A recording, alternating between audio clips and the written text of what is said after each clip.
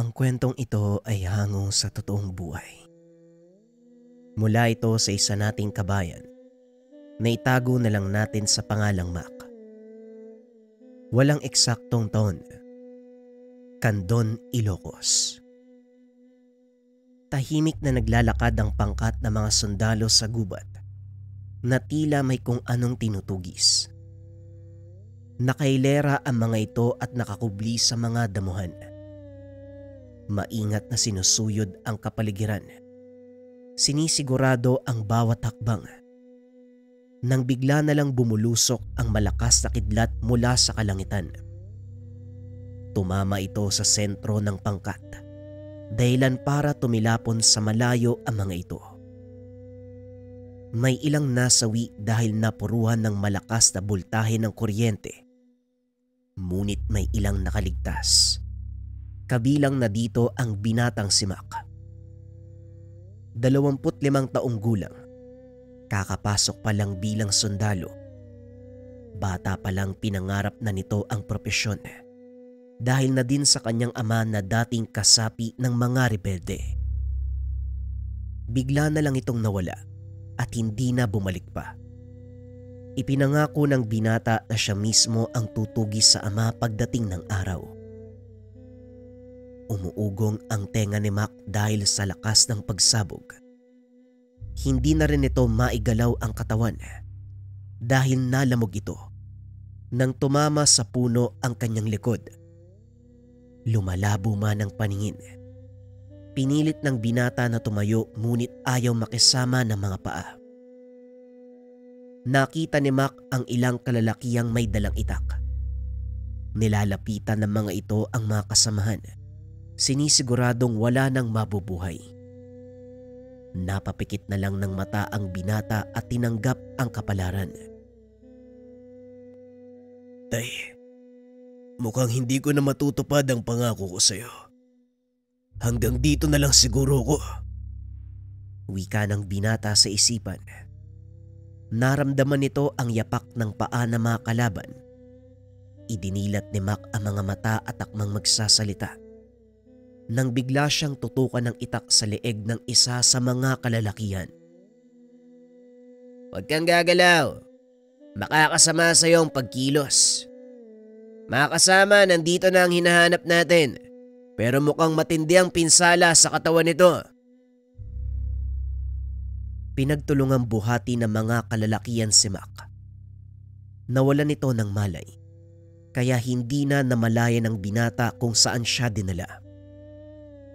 Nagising na lang ito sa loob ng isang kubo. Nakabenda ang buong katawan. Nang magtangkang bumangon, napansin itong nakatali na ang mga kamay. Kalma lang bata. Hindi ka pa pwedeng kumilos. Huwag kang mag-alala. Nasa ligtas na lugar ka. Bakit niyo ako dinala dito? Anong kailangan niyo sa akin? Hindi ako ang may kailangan sa'yo kung hindi si Amo. Pero hindi ka pa pwedeng tumayo. Kaya magpagaling ka muna at doon ka umarap sa kanya pag nasa maayos na kondisyon na ang katawan mo. Pwede bang malaman kung nasaan ako, kaibigan? Hindi ko pwedeng sabihin. Sa ngayon mapanatag ka na walang mangyayaring masama sa'yo at hindi kami kalaban. Mga rebelde kayo. Paano mong nasabi na hindi kayo kalaban? Tinambangan nyo kami. Pinagpapapatay ang mga kasama ko. Kailangan yun para walang makaalam ng totoo naming pakay. At saka itatama ko lang yung sinabi mo. Hindi kami rebelde. Sige na, magpahinga ka na muna. Maya-maya darating na ang pagkain. Kumain ka at magpalakas dahil kakailanganin mo yun. Matapos ay lumabas ng silid ang binata. Muli namang nahiga si Mac. Pilit na iniisip kung ano ang pakay ng mga kalalakihan sa pagliligtas sa kanya. Ilang araw ang lumipas. Tuluyang gumaling ang sugat ng binata. Tinanggal na rin ng mga kalalakihan ang tali sa kanyang mga kamay. Hinayaang makapaglakad-lakad. Bantay sarado ng mga kalalakihan. Armado ng itak at sibat ang paligid ng maliit na pamayanan. Bagay na ipinagtataka ni Mac dahil ng mga sandaling nakaengkwentro niya ang grupo, may malakas sa pagsabog na tila mula sa isang mataas na kalibre ng sandata. Mahigit 2 linggo na ring nananatili si Mac sa lugar. Ngunit ni isa ay wala itong kilala. Hindi rin siya kinakausap ng mga tao, maliban na lang sa isang binata na palaging naghahatid sa kanya ng pagkain. Nakaupo si Mac sa atangan ng kubo nang lapitan nito ng binata na itago na lang natin sa pangalang Sagal. May dalang tasa ng mainit na kape at ilang pirasong nilagang kamote. "Magmeryenda ka muna, bata. Medyo maaga pa para sa hapunan. Ano, kumusta ang mga sugat mo?" "Medyo maayos na. Maraming salamat, Sagal, ha. Kaso nga lang hindi mo pa rin sinasagot ang matagal ko ng tanong sa'yo. Bakit niyo ako dinala dito at sino ang nag-utos?" "Pasensya na, Mac. Pero hindi ko talaga pwedeng sabihin ang dahilan. Kabilin-bilin na ng pinuno namin. Antayin siya. Siya mismo magsasabi sa'yo ng lahat ng bagay." "Ay nako, nababagot na tuloy ako. Kung hindi lang dahil sa mga batang nakikipag-usap sa akin, malamang baliw na ako eh." "Mas mabuti ang ganun, Mac, kaysa malaso ng pag-iisip mo sa mga maling naririnig sa lipunan. Mauna na muna ako, may lakad pa kami." "Ha? Maggagabi na. Saan kayo pupunta?" "Hindi pwedeng sabihin. Sige na, alis na ako." "Ay nako, sandali lang. Pwede bang sumama?" "Sa ngayon hindi pa. Pero antayin mong makausap ka ni Supremo dahil siguradong nananawa ka na ng kakaikot sa agubatan." Matapos ang pag-uusap, nagmadaling umalis si Ragal. Tinatawag na ito na makasama. Pumasok na rin sa kubo si Mac. Piniling magpahinga. Nakaidlip ang binata ng hindi namamalayan. Nagising na lang ito nang marinig ang ingay ng ilang kalalakihan na nagkakagulo. Dali-daling lumabas si Mac. Nakitang pinagtutulungang buhati ng mga taga-nayon ang ilan sa mga kasama ni Sagal. Nanlaki ang mga mata ng binata nang makita nitong sugatan si Sagal, habang pinapasan ang isa pang kasama na naputulan ng paa. "Anong nangyari sa kanya, Sagal? Bakit kayo sugatan?" "Tinambangan kami ng mga grupo ng taong labas habang nagpapatrolya. Ilan sa amin ang nalagas." "Makakatulong ako. Kahit papano marunong akong gumamot ng mga sugat." Kaunting kaalaman.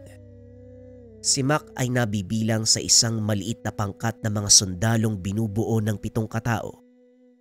Bawat isa sa mga ito may tungkuling ginagampanan sa pangkat. Si Mac, siya ang nakatalaga na magbigay ng medikal na atensyon sa mga kasamahan kung sakaling masugatan ang mga ito habang nasa engkwentro. Tapos ng kursong medisina ang binata, ngunit hindi ito nagpatuloy sa pagdodoktor. Piniling maging sundalo upang hanapin ang nawawalang ama. Balik tayo sa kwento. "Kakailanganin ko ang lahat ng tulong na makukuha ko. Wala kaming mga doktor. Lahat ng nalalaman namin ay paunang lunas lang, Mac. Kaya gawin mo ang nararapat." "Walang problema. Dali niyo sila sa bahay pagamutan. Maganda ng mainit na tubig at malinis na tela. Maging mga kasangkapan ng pagtatahi sa sugat ay dalin din." "Yan ang problema namin dito. Dahil wala kaming mga kagamitan sa pagsasagawa ng operasyon." "Walang problema. Ikuha niyo ako ng mga buho ng sariwang bulo. Damihan niyo. Buhok mula sa batok ng kabayo. Damihan niyo din." "Anong gagawin mo sa bulo at buhok ng kabayo?" "Ang bulo ay gagamitin kong panghiwa kung sakaling kakailanganin. Ang buhok ng kabayo naman na nasa batok, gagamitin ko bilang sinulid. Sige na, Dali-daling kumilos ang mga tao sa baryo. Pagbalik ay dala na ang mga hinihinging gamit ni Mac. Sa mga hindi nakakaalam, ang balat ng bulo ay mainam na gamiting panghiwa dahil napakatalas nito. Sa katunayan, ito ang ginagamit ng mga paltera noong araw, pangputol ng pusod ng sanggol na kakapanganak pa lamang. At ang buhok na nagmula sa buntot o batok ng kabayo, ginagawang pangtahi dahil sa taglay nitong tibay. Nandito na ang mga hinihingi mo. Magsabi ka pa kung anong kailangan. Sa palagay ko wala na. Simulan na natin. Hindi na ituloy ni Mac ang sasabihin dahil nang sumilip sa kubo. Nakita nitong may mga malay ang pasyente. May problema ba, Mac? Oo. Hindi mo sinabi na may mga malay pala ang pasyente.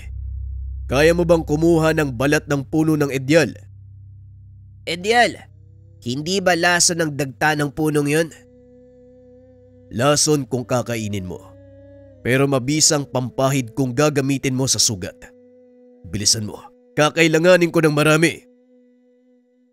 Kahit sugatan, dali-daling kumuha ng balat ng edyalang binata. Mabuti na lang napapalibutan ng ganong uri ng puno ang nayon, kaya hindi na nahirapan si Sagal. Pagbalik nito ay hindi na nag-atubiling magsimula ang binata. Habang nanggagamot, pinagmamasdan nito ni Sagal. Hindi nga nalalayo ang ugali mo kay Supremo. May sinasabi ka, Sagal? Wala naman. Sige na, ituloy mo na ang ginagawa mo, Mac. Pasensya na sa abala. Malapit na ako matapos.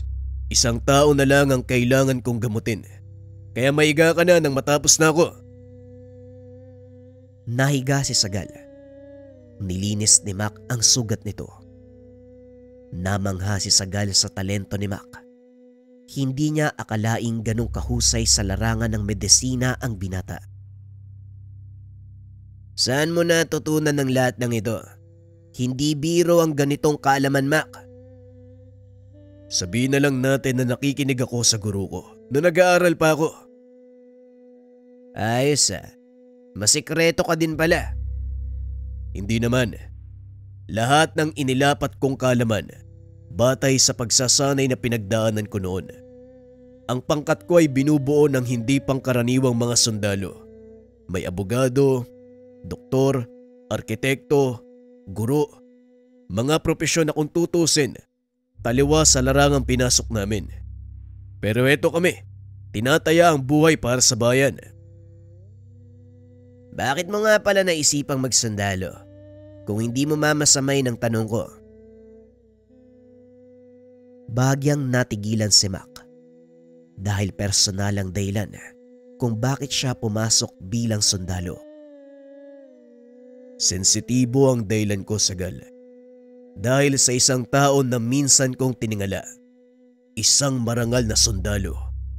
Ngunit tinalikuran ang paglilingkod sa bayan para maging rebelde. Ganun ba? Nakakalungkot naman. Anong uri ba ng tao yung hinahanap mo? Grabe yung pagnanais mo na makita siya. Umabot ka pa talaga sa punto na iniwan mo ang pangarap mo para lang sa kanya. Ngumiti si Mac sabay iling. Ayos ka din ano? Tinatanong mo ako ng mga bagay tungkol sa akin pero hindi mo sinasagot ang tanong ko. Pasensya na. Napagutusan lang ako eh. Salamat nga pala sa pagtulong mo sa amin. Matanong ko lang uli Bakit mo yung ginawa? Ang alin? Yung tulungan kayo?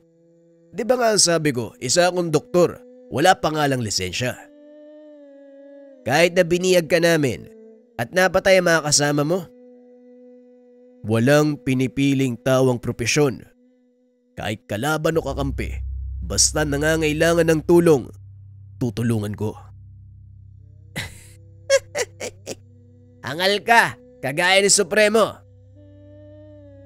Biglang natigilan ang binata nang mapagtantong nadulas na naman. Magsabi ka nga ng totoo, Sagal. Sino ba yung Supremo na kanina mo pa binabanggit? At saka bakit mo siya inahambing sa akin? Nako, naloko na, ay nako. Bukas malalaman mo. Darating ang kanyang pangkat mula sa kabilang himpilan. Makikilala mo na ang taong tinutukoy ko. Talaga bang hindi mo pwedeng sabihin sa akin kung sino ang taong yun? Pasensya na, pero hindi talaga pwede, Mac. Ay nako, bahala ka nga dyan. Magpahinga ka na. Nang bumilis maghilom yung mga sugat mo. Tumangulang si Sagal bilang tugon. Matapos ay lumabas na si Mac sa kubo. Habang naglalakad ito pabalik sa kanyang tinutuluyan, sinalubong ang binata ng ilang kalalakihang natulungan. Nagpasalamat ang mga ito.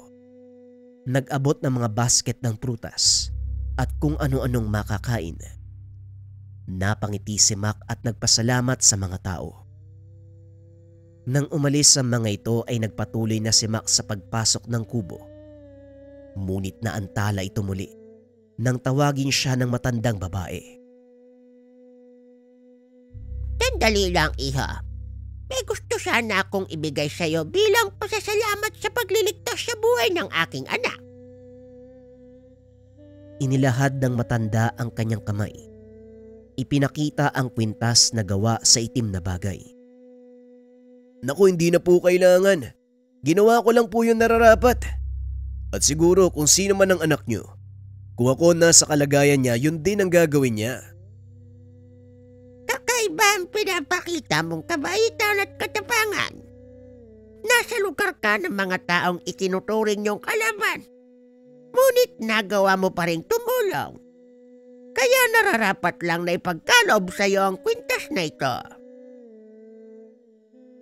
Hinawakan ni Mac ang kamay ng matanda at nagsalita. Ang pagtulong ay walang pinipiling pagkakataon. Walang inaantay na kondisyon at kinikilalang kaibigan. Kaaway o kapatid, sa oras na may nangangailangan at alam kong may kakayahan akong tumulong, tutulong po ako. Pero teka, sino ba ang anak niyo? Si Sagal! Pero wag mong sasabihin na nag-usap tayo at ibinigay ko sa iyo ang kwintas na ito. Sige na, alam kong pagod ka na. Magpahinga ka na din. Sa muli maraming salamat. Matapos makipag-usap, tumuloy na ang matanda. Samantalang si Mac naman, naupo sandali sa atangan at pinagmasdan ang binigay nito. Nakasandalang binata habang nakatitig sa kalangitan. Pinagmamasdan ang mga bituin. Sumagi sa isipan ng binata ang namatay na kasamahan. Pasensya na kayo mga bok. Wala akong nagawa eh. Hindi ko na kayo natulungan. Napayak na lang ang binata dahil hindi lang basta kasama sa trabaho ang mga ito. Sa loob ng panahon sa serbisyo, namuo ang matatag na samahan. Hindi na namalaya ng binata na nakaidlip siya. Habang naglalakbay ang diwa, nagising na lang ito kinabukasan nang marinig ang boses ng mga taong nagsisigawan. Pagdilat ng mga mata, nakita niya ang pangkat ng mga kalalakihan na sakay ng kabayo. Papasok ang mga ito sa nayon. Nakatakip ang mga muka. Kaya lumapit ang binata para makilala ang mga dumating. Mabuti naman at nagising ka na. Nandito na sina Supremo. Mas makakabuti kung doon ka mag-aantay sa kubo mo. Kusa naman siyang pupunta doon. Wika ni Sagal. Ngunit tumanggi si Mac. Hindi na, Sagal, mas mabuting salubungin ko siya. Nang sa ganon may pakita akong respeto. Sige, ikaw ang bahala. Sandali lang tutulungan ko sila sa ibang daladala.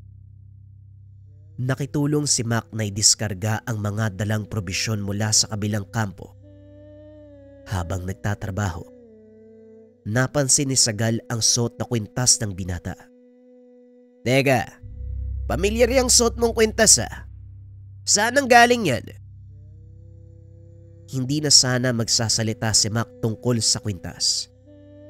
Kaso nga lang, Wala siyang ibang maisip na palusot dahil alam niyang nakita ni Sagal ang lahat ng mga gamit na meron siya at wala sa mga iyon ang kwintas. Ito ba? Binigay sa akin to ng matandang babae. Ang totoo niyan, sinabi niya sa akin na huwag kong babanggitin ang tungkol dito. Pero wala akong maisip na paraan. Sinong matandang babae? Wala namang ibang nakakatanda dito kundi ang nanay ko. Matagal na siyang patay. Natigilan si Mac sa sinabi ni Sagal. Dahil maging siya, napatunayan ang sinabi ng binata. Maaari mo bang ilarawan sa akin ang nanay mo? Matandang babae na may mga tattoo sa braso. Mahaba ang purong puti niyang buhok. May nakasabit na malong sa kanyang katawan. Yan ang karaniwan niyang sote sa tuwing lalabas ng bahay. Bakit mo naman naitanong? Hindi makapagsalita si Mac dahil tumugma sa paglalarawan ni Sagal ang babaeng nagbigay sa kanya ng kwintas. Nakipag-usap ako. Tumanggap ng regalo mula sa isang multo. Sagal, pasensya ka na. Baka isipin mong ginagawa kong biro ang tungkol sa nanay mo. Pero mukhang siya nga ang nagbigay sa akin ng kwintas.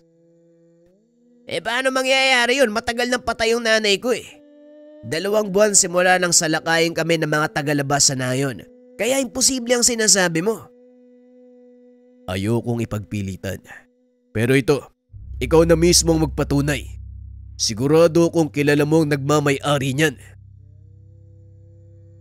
Inabot ni Mac ang kwintas kay Sagal. Sinuri niya ito. Ikinagulat ng binata ang sinabi ni Sagal. Ito nga ang kwintas na nasa pangalaga ng nanay ko. Pero paanong mapupunta sa'yo? Isinama namin yan sa hukay. Lahat ng gamit na meron siya. Hindi ko rin alam. Pero sa palagay ko, multo ng nanay mong nagbigay sa akin yan. Akmang sasagot pa sana si Sagal nang biglang magsalita ang isang matandang lalaki. Hindi ako maaaring magkamali. Yan nga ang pangil ng kidlat na pagmamay-ari ni Alfonso. Inihabilin niya yan sa nanay mo, Sagal, bago pa siya tuluyang pumanaw. Napalingon ang dalawa at nakita ang isang matandang lalaki. Supremo Prudencio, maligayang pagbabalik nga po pala. Siya yung binatang pinapahanap niyo sa amin. Tinignan ng matandang nagngangalang Prudencio si Mac, na noon ay nakikipagtitigan din sa kanya. Nakuha mo ang katapangan ng iyong ama. Pero sasabihin ko sa iyo, hindi ito ang lugar para gamitin yan, bata. Ako si Prudencio, ang pinuno ng Kilusad. May isang bagay lang akong gustong malaman mula sa iyo. Bakit niyo pinatay ang mga kasama ko at bakit niyo ako binihag? Kasamahan, pasensya ka na, pero mukhang hindi na ipaliwanag sa iyo ni Sagal ang lahat. Ipinag-utos ko sa kanya na huwag sabihin ang mga detalye ng naging operasyon para hindi ka malito. Ngayong nandito na si Supremo, sa palagay ko dapat mo nang malaman ang katotohanan. Halika, sumunod ka sa amin. Naglakad papasok ng gubat ang dalawang binata kasama si Mang Prudencio. Narating ng mga ito ang isang maliit na kubo. Ang lugar na ito ang siyang pinagdadausan namin ng mga pagpupulong. Walang ibang nakakapasok dito dahil sa proteksyong nakabalot sa paligid. Maniwala ka o hindi, nakikita mo lang ang kubo dahil suot mo ang kwintas si Alfonso. Mamaya ko na ipapaliwanag ang tungkol dyan. Mas mahalagang malaman mo ang dahilan kung bakit namin pinatay ang mga kasama mo. Pumasok sa kubo ang tatlo. Laking gulat ni Mac nang makita ang isa sa kanyang mga kasama. Noel, mabuti naman at buhay ka pa. Pero nakakalungkot, wala nang mga kasama natin. Hindi naman sila dapat ang mawala kung hindi ikaw. Nagulat si Mac sa sinabi ng kasama. Anong ibig mong sabihin, Noel? Bilang namumuno sa amin, marami ka nang nalalaman. Natatakot ang mga nasa itaas na baka magsalita ka tungkol sa mga operasyon. Kaya nagdesisyon sila na ipatumba ka, kaso naunahan kami ng mga rebelde. May mga tao sila sa loob at mukhang protektado ka nila. Normal na protektahan namin ang anak ni Mang Alfonso dahil malaki ang utang na loob ng sama namin sa kanya. Kung hindi dahil sa taong yun, malamang matagal na kaming nawalan ng pag-asa. Angkan nga kayo ng mga traidor sa bayan. Wag na wag mong tatawaging traidor ang tatay ko. Hindi mo alam ang totoong nangyari, kaya wag mo siyang huhusgahan. Itinuring ko kayong kapatid at mga kaibigan. Pero hindi ko alam na kayo pala mismo ang papatay sa akin. Nakuha na rin natin ang lahat ng impormasyon sa taong ito. Mas makakabuting hindi na siya mabuhay. Sandali lang, Mang Prudencio. Pasensya na. Alam kong kayo ang pinuno ng grupong ito. Pero hihilingin ko sana na ibalato niyo sa akin ang taong yan. Kung hindi labag sa kalooban mo at sa tingin mo hindi ka uusigin ng konsensya, sige, ikaw ang tumapos sa taong yan. Hindi, Manong. Hindi ko siya papatayin. Gusto ko magpadala ng mensahe sa mga dati kong superior. Ibig sabihin, tinatalikuran mo na ang gobyernong pinaglilingkuran mo gaya ng ginawa ni Alfonso. Alam kong may dahilan si tatay kung bakit siya sumanib sa mga rebelde. At siguro ito yon. Kaya Noel, ikaw ang magsisilbing ehemplo sa mga taong nagtraidor sa tatay ko. Matapos matuklasan ang lahat, biglang nagbago ang pananaw ni Mac.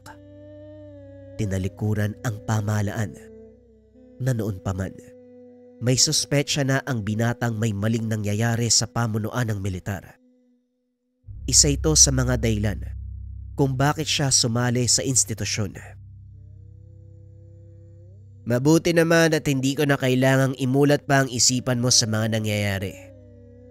Mukhang tadhana na nagdala sa iyo sa lugar na ito. Maligayang pagdating sa samahan na binuo ng iyong ama. Wika ni Sagal habang inaabot ang kanyang kamay. Maraming salamat. Pero paano niyo nalaman ang plano ng mga kasama ko? May mga tauhan tayo sa loob at sila ang nagtimbre sa plano laban sa iyo. Alam mo ba ang totoong dahilan kung bakit kanila papatayin?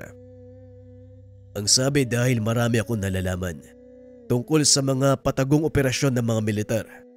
Mga patayang hindi itinatala at ibinibintang sa mga rebelde. Bahagi lang yon ng totoong dahilan, iho. Hawak ng iyong ama ang isang makapangyarihang kasulatan mula sa bansang Italia. Ito ay naglalaman ng 5 makapangyarihang salita. Mga katagang maaaring makatawag sa elemento ng kidlat at lumikha ng malaking bagyo na maaaring sumira sa sanlibutan. Natakot ang militar na gamitin ito ng iyong ama laban sa kanila. Nanlaki ang mga mata ni Mac nang marinig ang sinabi ng Supremo. Mga salita. Dahil lang doon, pinatay nila si tatay? Hindi papatay ang iyong ama. Kasalukuyan siyang nagtatago. Maging kami hindi alam ang kanyang kinaroroonan. Nagkakausap lang kami kung kailan niya nanaisin. Buhay pa si Alfonso. Pinipeke niya ang kamatayan para magawa niyang misyong nakaatang sa kanya. Ang kwintas na ito, anong kinalaman kay tatay? Ang batong nasa kwintas na yan ay pangil ng kidlat. Isa sa mga tangan na gamit ng iyong ama na naging susi para mapagana ang 5 salita.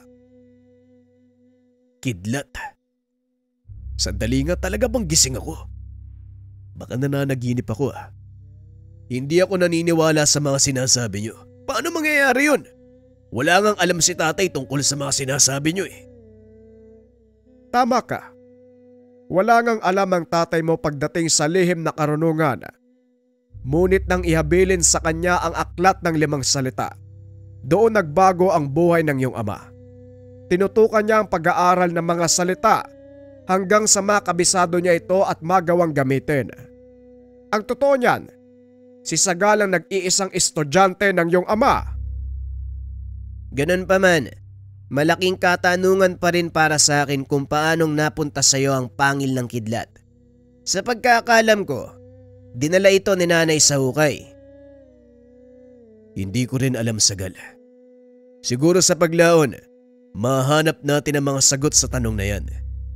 Sa ngayon, makampante tayong walang mangyayaring masama. Bago nyo pakawala ng dati mong kasama, Mac, pag-isipan natin ang magiging plano dahil hindi lang ikaw at si Sagal ang maaaring punteryahin ng mga kalaban, maging ang buong nayon ay maaaring madamay. Matapos ang pag-uusap, dinala ni Sagal si Noel palabas ng nayon. Nakapiring ang mga mata habang naglalakad sa gubat upang hindi makita ang daanan. Mag-isang hinatid ni Mac si Noel sa bukana ng gubat. Kinausap ito ng masinsinan. Alam kong sumusunod lang kayo sa utos. At hindi ako naniniwalang magagawa sa akin ito na mga kasama natin. Bumalik ka sa impilan. Sabihin mo ang nangyari. Paniwalain mo silang namatay ako kasama ng tropa. Huwag ka masyadong magpapakampante, Mac. Hindi mo alam ang utak ng mga militar. At dahil alam mo na ang lahat, sasabihin ko sa iyo ang katotohanan. Hindi na sila ang kalaban mo. May isang tao sa likod ng lahat ng ito, Mac. Makapangyarihan siya at sa palagay ko, namamanipula niya ang utak ng ating mga superior. Alam kong malabo ng paniwalaan mo ang sinasabi ko, pero yan ang katotohanan. Gaya ng sinabi ko sa iyo, Noel, naniniwala ako na hindi niyo kayang gawin sa akin ang bagay na yon. Sige na. Umalis ka na. Hindi na nagsalita pa si Noel. Dali-dali itong tumakbo. Nang makalayo na ay lumabas si Sagal sa pinagtataguan. Narinig ko ang usapan niyo. Pasensya ka na kung sumunod ako. Sinisiguro lang ni Supremo ang kaligtasan mo. Alam kong hindi ka lubusang naniniwala sa mga sinabi niya. Kaya mainam na din ang ginawa mo. Kailangan kong malaman kung sino ang taong sinasabi ni Noel. Malaki ang tiwala ko sa kanila eh. Nararamdaman kong nasa akin pa din ang katapatan niya. Sa mga susunod na araw, malalaman natin kung sino ang nasa likod nito. At kung talagang kaisa ko kayo, kailangan natin magsipaganda. Yun din ang sinabi ni Supremo. Kaya bumalik na tayo sa nayon at marami pa tayong pag-uusapan. Muling bumalik ang dalawa sa kubo ni Mang Prudencio. Ipinagpatuloy ang pag-uusap. Pinaliwanag ng matanda kung paanong nag-umpisa ang lahat. Gaya mo, Mac, isa ding matapat na alagad ng batas ang iyong ama. Walang pagdadalawang isip itong sumusunod sa utos ng mga nakakataas. At ito ang dahilan kung bakit siya kamuntikang mapahamak. Tuluyang nagbago ang pananaw. Sabihin na lang natin na ang kaganapang ito ang siyang nakapagpamulat sa tatay mo. Yan nga din po ang ipinagtataka ko. Kabataan ko pa lang po. Bukang bibig na ni nanay kung gaano katapat si tatay sa tungkulin. Handa niya kaming iwanan para sa pagtawag ng tungkulin. Kaya nagtataka ako kung bakit siya babaliktad at papanig sa mga kalaban. Hindi lang basta pumanig, Mac. Siya ang nagtatag ng samahang ito upang pangalagaan ang aklat ng 5 salita. Kanino ko pa naririnig ang aklat ng 5 salita, Manong? Maaari mo bang sabihin sa akin ang totoong nilalaman ng aklat? Bakit ganun na lang ang pag-iingat ni tatay? Ang aklat ng 5 salita ay bahagi ng banal na kasulatan. Ito ay tinatago sa lahat. Kung alam mo ang kasaysayan ng Biblia, malalaman mo ang mga aklat na nakapaloob dito. Lumang tipan at bagong tipan. Ang mga aklat na tinanggal ay ang aklat ni Enoch. Yon ang alam nating lahat. Ngunit higit sa isang aklat ang pinagbawal na makita ng karamihan. Ito ay ang awit ni Jeremias nakilala sa atin bilang Awit sa Hangin at ang Aklat ng Limang Salita. Pagpapaliwanag ng matanda. Katoliko ang binata. Hindi lingid sa kanya ang tungkol sa Biblia. Namamangha at naguguluhan si Mac. Kaya hindi ito nagsalita. Hinayaan nitong ituloy ni Mang Prudencio ang kwento. Dagdag pa ni Mang Prudencio, ang Aklat ng Limang Salita ay naglalaman ng mga kasulatan ng isang propeta na hindi nabanggit ang pangalan. Itinala nito ang mga salita ng arkanghel na si Metatron habang tinatawag ang makapangyarihang elemento ng kidlat. 5 pahinang naglalaman ng 5 makapangyarihang salita. Napapaloob din dito ang susi para mapagana ang orasyon.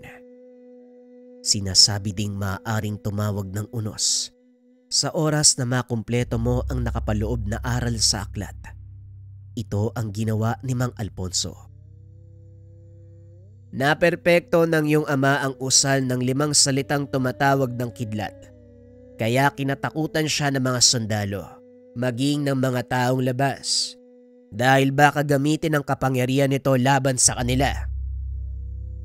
Lubhang malinis ang intensyon ng iyong ama.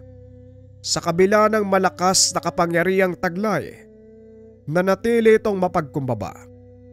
Ngunit nalaman ito ng mga taong sakim sa kapangyarihan. Hinangad nilang makuha ang kasulatan ng iyong ama. Ito ang dahilan ng kamuntikan niyang pagkamatay. Pero paanong napunta kay tatay ang kasulatan? Hindi ba sinabi niyo, tinago ito? Nagkaroon ng operasyon sa kabundukan. Mga ilegal na minero ang kanilang pinunterya dahil may mga natuklasang deposito ng ginto sa kabundukan. Hindi kalayuan sa kinaroroonan natin. Lingid sa kalaman ng mga ito na doon itinago ang aklat ng 5 salita. Nagawa nilang pigilan ng mga minero at para masigurong walang naiwan sa loob, tinignan ito ng iyong ama. Doon nakita ang isang tabletang gawa sa tanso. Nakasulat sa mga ito ang hindi maunawa ang salita. Itinago yun ni Alfonso sa pagnanais na malaman kung ano ang nilalaman. Dinala ito sa isang eksperto. Dagdag pa nito, ang nilalaman ng aklat ay mga orasyon o panalangin ginagamit upang tumawag ng kidlat. Isinalin niya ito sa literaturang mababasa ni Alfonso.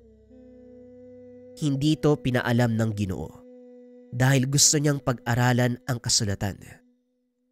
Hindi namamalayang unti-unti niyang nakakabisado ang mga orasyon. Isang araw aksidente itong nakatawag ng kidlat na tumupok sa halos kalahati ng kanilang kampo. Dito napagtanto ni Alfonso na hindi biro ang taglay na kapangyarihan ng kasulatan. Kaya ang ginawa ng iyong ama, itinago niya ito. Ngunit gaya ng lahat ng lihim, hindi nagtagal ay nalaman ng mga kasamahan ng tungkol sa kasulatan. Ito ay nang minsang salakayin ng kanilang himpilan ng mga tagalabas. Wala nang pagpipilian si Alfonso ng mga sandaling iyon, kaya ginamit niya ang orasyon para iligtas sa tiyak na kamatayan ng mga kasamahan. Wika ni Mang Prudencio. Ayon pa dito, ang araw na yon ang naging simula ng kalbaryo ni Alfonso. Hindi siya nilubayan ng mga kasamahan hanggang sa makarating na ito sa kanyang mga opisyal. Nagmatigas ang Ginoo. Hindi inilabas sa mga kasulatan, dahilan para kasuhan siya ng pagtataydor sa bayan. Tumakas si Alfonso upang pangalagaan ang sarili at mga kasulatan. Dito sila nagkakilala ni Mang Prudencio. Bata pa ako nang makilala si Supremo Alfonso. Iniligtas niya kami sa aking inang babaylan mula sa mga tagalabas. Malaki ang utang na loob ng mga katribo ko sa kanya. Kaya bilang ganti, kinupkup namin si Supremo at kalaunan naging pinuno ng aming pangkat. Pagpapaliwanag ni Sagal. Nakikinig lang si Mac sa mga kwento ng dalawa. Pinagtatagpi-tagpi ang mga pangyayari. Napagtanto ng binata na hindi sila sadyang iniwanan ng ama. Ginawa lang nito ang nararapat para sa kaligtasan ng kanyang pamilya at ng nakararami. Kung makapangyarihan ang aklat na hawak ni tatay, bakit kailangan niyang magtago? Hindi ba kaya niyang protektahan ng sarili laban sa mga taong gustong kumuha ng aklat sa kanya? Tumayo si Mang Prudencio. Kumuha ng isang bote ng lambanog at baso. Nilapag sa mesa. Tinagayan si Mac at pinagpatuloy ang kwento. Tama naman ang iyong sinabi. Kaya ng tatay mo na protektahan ang kanyang sarili. Ngunit ang kapangyarihang taglay ng mga kasulatan, elemento ng kidlat, maaari niyang tawagin ang mga ito, pero hindi niya kontrolado kung saan maaaring patamain. Kaya mas pinili niyang lumayo kaysa marami ang madamay kung sakaling gamitin niya ito. Hindi ba sinabi niyo sa akin na naging mag-aaral ni tatay si Sagal? Kung ganun, may natutunan ka rin mula sa kanya. Tumpak, naalala mo ba ang malakas sa pagsabog bago ka namin matagpuan? Oo, nagtataka nga ako eh. Nilibot ko ang buong nayon pero wala akong nakitang anumang bomba o armas na maaaring magdulot ng ganong kalakas sa pagsabog. Yon ang kapangyarihang taglay ng kasulatan, Mac, na siyang ikinakatakot ng iyong ama na mapunta sa maling kamay. Ngayong malinaw na sa iyo ang lahat, ano ang desisyon mo? Hindi na ako maaaring bumalik sa pagiging sundalo. Dahil sa mga oras na ito, malamang alam na ng mga superior ko ang nangyari. At iisipin nilang patay na ako. Mas makakabuting manatili muna ako dito. Hanapin si tatay para mas malinawan at matulungan ko sa kanyang adikain. Kung yan ang iyong desisyon, hindi ako tututol. Sa kabila ng lahat, tatay mo pa rin ang dahilan kung bakit nabuo ang nayong ito. Sige na, malalim na ang gabi. Alam kong pagod tayong lahat kaya magpahinga na kayo. Matapos ang pag-uusap, iniwan ni Sagal at Mac si Mang Prudencio. Lingid sa kalaman ng dalawang binata na naroon lang din sa lugar si Mang Alfonso. Matagal na panahon kaming hindi nagkita ni Mac. Tignan mo siya ngayon, Prudencio. Matipuno kagaya ng kanyang ama. Kahit kailan talaga, basta-basta ka nalang sumusulpot. Paano kung bumalik yung dalawang yon? Anong gagawin mo? Kumalma ka, kaibigan. Hindi na babalik ang mga yon. Pero salamat sa pagpapaliwanag ng lahat. Alam kong malinaw na kay Mac ang dahilan kung bakit kinakailangan ko silang iwanan ng kanyang ina. Hindi mahirap paintindihin ng anak mo, Alfonso. Ngunit ang kinakatakot ko lang, baka maisipan niyang sumugod sa kampo ng mga militar, masyadong mapanganib. Hindi malayong mangyari ang sinasabi mo, kaibigan.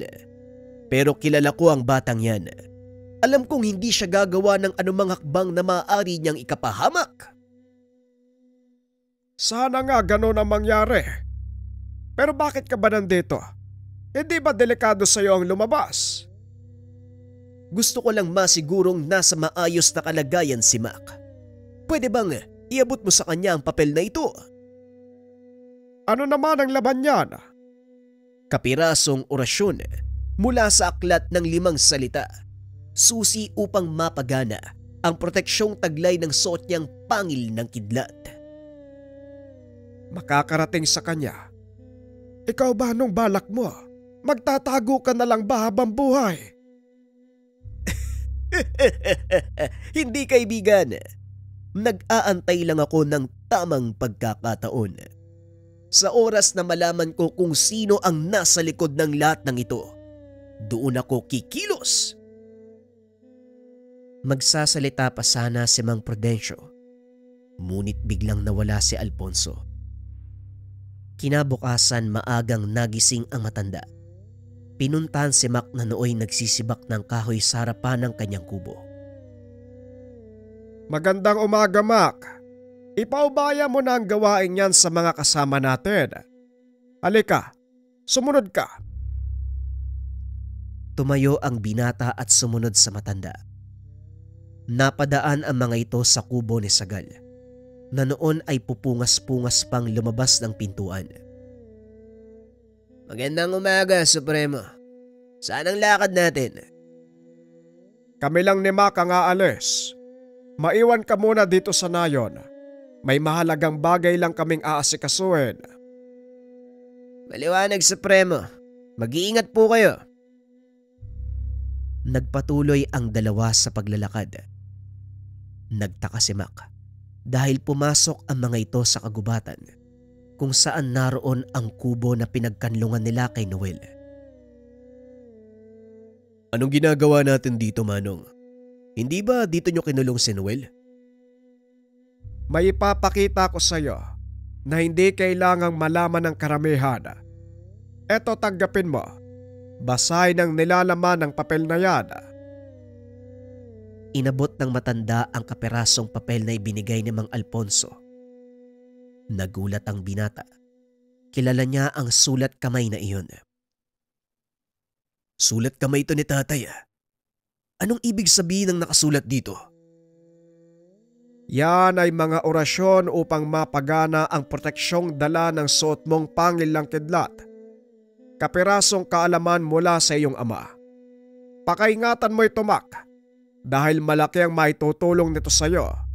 Pero kaakibat ng malakas na kakayahang taglay ng pangil na yan, malaking responsibilidad. Alam ko po, Manong. Pero paano ko mapapagana ang dasal? Wala nga akong alam sa mga ganitong bagay. Maging ang tatay mo ay walang alam tungkol sa aklat ng 5 salita, pero nagawa niya itong gamitin. Patunayan mong anak ka ni Alfonso. Maiwan na muna kita dito. Huwag kang babalik ng nayon hanggat hindi mo natututunang pagganahin ng mga orasyon. Napakamot na lang ng ulo ang binata dahil wala siyang alam kung ano ang gagawin at saan magsisimula. Naupo si Mac sa atangan ng kubo. Pinag-aralang mabuti ang mga nakasulat sa papel. Hango ito sa salitang Latin, kaya medyo nahirapan ang binatang magbigkas. Ngunit kalaunan, nagawa niya itong basahin ng maayos. Maging ang pagkakasunod ng mga salita ay nagawang iayos. Hawak-hawak ni Mac ang pangil ng kidlat. Nang banggitin niya ng maayos ang mga salita, biglang kumislap ang kwintas. Nagulat ang binata at hinagis niya ito, dahilan para tumama sa bato at lumikha ng malaking pagsabog. Anak ng tipaklong! Anong nangyari? Bakit sumabog?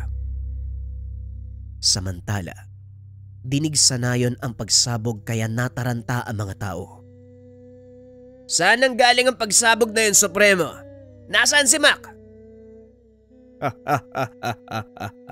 Huwag kang mag-alala. Walang masamang nangyayari. Maya-maya lang, nandito na ang binatang yon. Ilang sandali ang lumipas. Nakita ni Sagal si Mac na naglalakad papasok ng nayon. Punong-puno ng alikabok ang damit nito at parang dinaanan ng bagyo ang buhok. Anong nangyari sa'yo?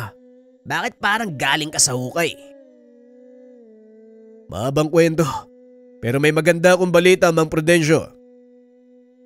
Kung ano man ang balitang yon, wag mo nang sabihin. Alam ko na yan. Mabuti naman na tanda ka na. Sumunod kayo ni Sagal sa akin. Pumasok ang tatlo sa kubo ng matanda. Nakita ni Mac na seryoso ang mukha nito. Maya-maya ay lumitaw mula sa sulok ang isang lalaking nakatalukbong. Sinong taong yan, Supremo? Siya ang tao natin na nasa kampo ng mga militar. Kinumpirma niya kung sino ang may pakana ng lahat. Naghahangad na makuha ang aklat ng 5 salita mula sa iyong ama, Mac. Hindi na ako magpapakilala, pasensya na.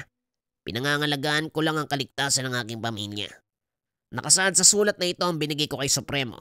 Ang pagkakakilanlan ng totoo nating kalaban.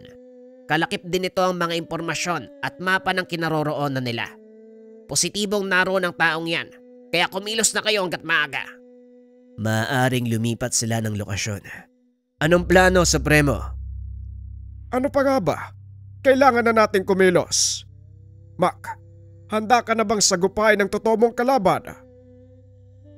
Hindi ako sigurado, pero nandito na tayo. Mabuti kung ganon. Iipunin ko ang mga kasama natin. Magpaplano ng pagsalakay sa lalong madaling panahon. Kailangan ng wakasan ng kaguluwang ito. Masyado ng maraming nadadamay. Matapos maibigay ang impormasyon, mabilis na umalis ang lalaki. Hindi na nagtanong pa si Mac. Dahil nauunawaan nitong mapanganib kung malaman ng karamihan ang pagkatao nito. Pagsapit ng hapon, nang masigurong handa na ang lahat, nagsimula ng kumilos sina Sagal. Kasama si Mac nagpaiwan sa nayon si Mang Prudencio. May inaantay itong dumating, ilang kasamahan mula sa kabilang nayon. Huwag kang mag-alala, biyasa sa pagtugis sa mga kasama ko. Mga maangaso sila, mula sa tribo sinanay sila mula pagkabata para sa ganitong trabaho. Mas mabuti kung ganun. Dahil kakailanganin ko ang kagaya nila sa misyon natin. Kailangan nating marating ang kinaroroonan ng kalaban bago pa man nila malaman na naroon na tayo. Pag-uusap ng dalawa. Sinundan nila ang direksyon na binigay ng espiya. Narating ang isang maliit na pamayanan. Napapaligiran ito ng mataas na bakod na gawa sa kawayan. Sa pasukan, may mga nagbabantay na armadong kalalakihan. Mukhang napakadami nila. Ilan lang tayo. Huwag kayong magsasayang ng oras. Hanggat maaari huwag gagawa ng ingay. Wika ni Sagalas sa kanyang mga kasama. Umabante ang mga ito ng marahan papunta sa pasukan ng kuta. Gamit ang mga sumpit tinira ang mga bantay ng mga balang may malakas na pampatulog. Hindi man lang namalaya ng mga tao sa loob na nakapasok na ang grupo ni Mac. Sumunod ang dalawa. Nang makapasok ay walang pagdadalawang isip na pinagbabaril ng binata ang mga kalaban. Nataranta ang lahat. Lumabas sa isang kubol ang matandang lalaki na nakasuot ng magarang damit. Anong kaguluhan to? Sino kayong mga pangahas na pumasok sa muntikong kampo?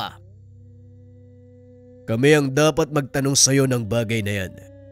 Anong kailangan mo sa gubat na ito? Pamilyar ka sa akin. Ikaw ba ang anak ni Alfonso? Yung taong nagtago ng aklat ng 5 salita? Ano naman ngayon kung ako ang taong yon? Tignan mo nga naman. Hindi ko na pala kailangang lumayo. Tama nga ang payo sa akin ng isang kaibigan. Kapag nangangaso, kailangan mong hanapin ang anak. Kung nasaan ito, siguradong naroon din ang kanyang mga magulang. Ngayon sabihin mo sa akin, nasaan ang iyong ama? Pasensya na, pero hinahanap ko din ang tatay ko. Matigas talaga ang ulo ng taong yan. Bakit hindi na lang niya isuko ang aklat sa akin?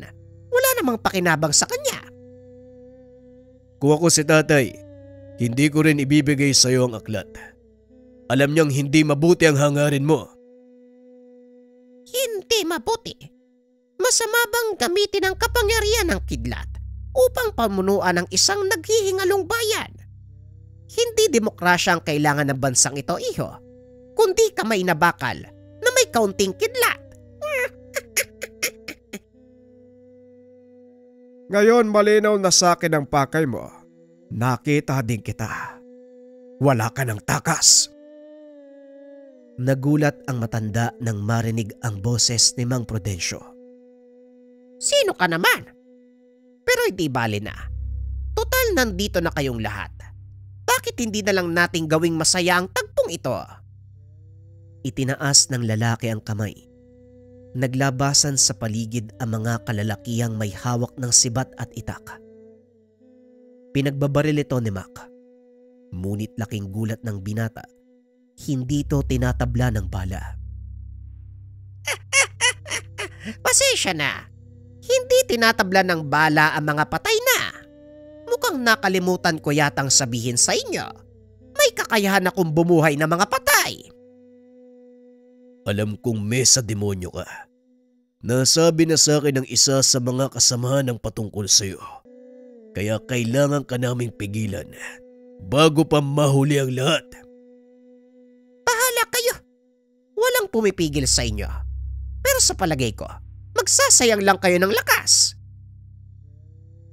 Ikinumpas ng lalaki ang mga kamay. Sumugod ang mga alagad nito. Sumugod si Ragal, kasama ang ilan sa mga katribo. Naiwan sa tabi ni Mang Prudencio si Mac. Pinagbasdang lumaban ang kaibigan. Ang taong yan ay si Leandro. Manggagaway. Kaya may kakayahan siyang bumuhay ng patay. Ito ang hindi ko napagandaan. Delikado tayo. Isang maling galaw lang, siguradong patay tayong lahat. Hindi mangyayari yon. Nakalimutan mo bang may tangan na kumutya ng kidlat? Huwag kang hangal, Mac. Hindi sapat ang taglay na kakayahan ng mutya kung ikukumpara sa kaalaman ng isang manggagaway. Kung mutya lang ang aasahan, talagang hindi tayo mananalo. Pero kung gagamitan natin ang utak, malaki ang pag-asa. Dali-daling tumakbo si Mac papunta sa likod ng kalaban habang inuusal ang mga dasal na nagpapagana sa kanyang tangang mutya. Matapos ay binato niya ito paitaas. Nagtago sa nakatumbang puno. Sinabihan si Mang Prudencio at Sagal na magsipagtabi. Saktong nakatalon palayo sa lugar si Sagal nang biglang tamaan ng kidlat ang hinagis ni Mac. Bumulusok ito papunta kay Leandro na naging dahilan ng agarang pagkatusta. Ngunit hindi pa nagtatapos doon ang laban. Mula sa mga abo, muling sumibol ang matanda. Wala din bang nakapagsabi sa'yo na hindi ako mapapatay ng pangkaraniwang kidlat? Naloko na. Anong gagawin natin ngayon? Magsasalita pa sana si Mang Prudencio nang biglang bumulusok ang malakas na kidlat mula sa kalangitan. Paulit-ulit itong tumama sa kinakatayuan ni Leandro, ngunit muli lang itong nabubuhay. Mukhang nagsasayang lang tayo ng oras. Hindi mamamatay ang taong yan. Tama ka. Tumakas na tayo. Kailanman walang nakakapatay sa anino. Hanapin niyo ang totoo niyang katawan. Sa ganung paraan matatalo niyo ang isang manggagaway. Nagulat si Mac nang marinig ang pamilyar na boses. Nang lingunin, nakitang nakatayo sa tabi ni Mang Prudencio ang kanyang ama. Sa wakas nagpakita ka din. Handa ka na bang isuko ang aklat ng 5 salita? Nananaginip ka, Leandro. Ginamit mo ang kakayahan mo para manipulahin ng militar. Sinira mo ang buhay ko dahil lang sa paghahangad ng kapangyarihan. Wala kong pakialam sa'yo. Tanging kapangyarihan lang pamunuan ng bansang ito ang aking nais. Babaguhin ko ang lipunan na punong-puno ng sakim at mapagkunwaring mga tao. Kailanman hindi mo magagawa yon. At lalong hindi ko hahayaan na gamitin mo ang kapangyarihan ng aklat ng 5 salita para sa walang kapakarang bagay. Kahit anong pagtutol ang gawin mo, wala ka ring magagawa. Mapapasakin ang aklat sa ayaw at sa gusto mo. Tignan mo ang paligid, Alfonso! Inikot ni Mac ang tingin sa paligid. Nakita ang napakaraming patay na bumabangon. Walang iya ka talaga. Alam ko! Ikinumpas nito ang kamay na naging hudyat para sa mga alagad na sugurin si Mac. Ngunit umihip lang sa hangin si Alfonso. Biglang bumulusok ang mga sibat na gawa sa kidlat mula sa kalangitan. Hanapin niyo ang totoong katawan ni Leandro. Nang sa ganon magawa niyo siyang patayin. Ako nang bahala sa mga alagad niya. Naghiwa-hiwalay sina Sagal. Sinuyod ang buong paligid hanggang sa matagpuan ang kinaroroonan ng totoong katawan ng manggagaway. Nandito ka lang pala. Huli ka! Binunot ng binata ang baril sa tagiliran. Pinaulanan ng sunod-sunod na bala. Biglang nagsipagsigawan ang mga patay na bumangon. Muling nalusaw ang katawan. Walang iya ka! Paano mo ko natuton? Simple lang. Walang ibang punong nakapaligid sa lugar na ito, kundi mga sibukaw. Nakita ko nag-iisang puno ng balete at alam kong hindi yun pangkaraniwan. Matalino ka. Pero malaking pagkakamali ang pagpapakita mo sa akin. Muling itinaas ni Leandro ang kamay. Kinumpas. Nang biglang itulak ni Sagal si Mac. Isang malakas na kidlat ang tumama sa manggagaway na naging dahilan ng agarang kamatayan. Unti-unting bumalik sa dati ang paligid. Maging ang munting nayon ay nawala. Ilusyon lang pala ang lahat. Mabuti na lang at napansin ko ang punong yun.